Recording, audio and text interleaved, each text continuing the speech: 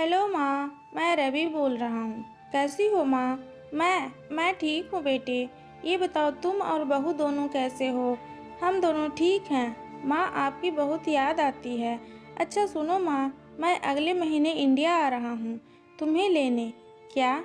हाँ माँ, अब हम सब साथ ही रहेंगे। नीतू कह रही थी माँ जी को अमेरिका ले आओ। बाहर अकेली बहुत परेशान हो रही होगी। हेलो, सुन रही हो माँ?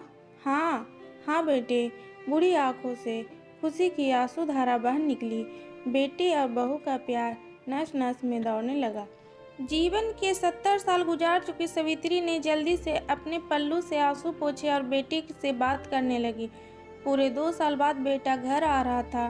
बूढ़ी सवित्री ने मोहल्ले भर में दौड़ दौड़ कर ये खबर सबको सुना दी। सभी खुश थे कि चलो बुढ़ापा चैन से बेटे और बहू के साथ गुजर जाएगा। रवि अकेला आया था।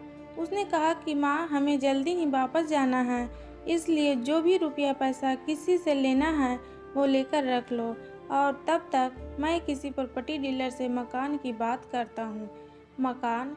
माँ ने पूछा। हाँ माँ, ये मकान बेचना पड़ेगा, वरना कौन इसकी देखभाल करेगा? हम सब तो अब अमेरिका में ही रहेंगे। बूढ़ी आंखों ने मकान के कोने कोने को ऐसे निहारा जैसे किसी अबोध बच्चे को सहला रही हो।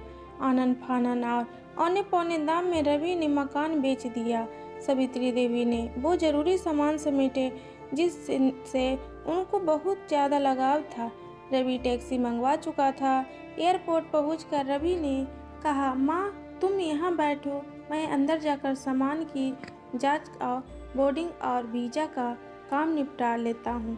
ठीक है बेटे। सवित्री देवी वहीं पास की बेंच पर बैठ गई। काफ़ी समय बीत चुका था। बाहर बैठी सवित्री देवी बार बार उस दरवाजे की तरफ देख रही थी जिसमें रवि गया था, लेकिन अभी तक बाहर नहीं आया। शायद अंदर बहुत भीड़ होगी सोचकर बूढ़ी आंखें फिर से टक की आवाज़ लगाने लगती। अंधेरा हो चुका था। एयरपोर्ट के बाहर गहमागहमी कम हो चुकी थी। माँ जी, किस से मिलना है? एक कर्मचारी ने वृद्ध से पूछा। मेरा बेटा अंदर गया था टिकट लेने, वो मुझे अमेरिका लेकर जा रहा है, सवित्री देवी ने घबराकर कहा। लेकिन अंदर तो कोई पैसेंजर नहीं है। अमेरिका जाने वाली फ्लाइट तो दोपहर में ही चली गई है। क्या नाम था आपके बेटी का? कर्मचारी ने सवाल किया। रवि। सावित्री के चेहरे पर चिंता की लकीरें उभर आई।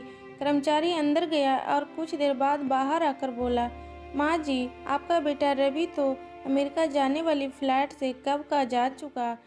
क्या? वृद्ध की आंखों से आंसुओं का सैलाब फूट पड़ा। बूढ़ी माँ का रोम रोम कांप उठा।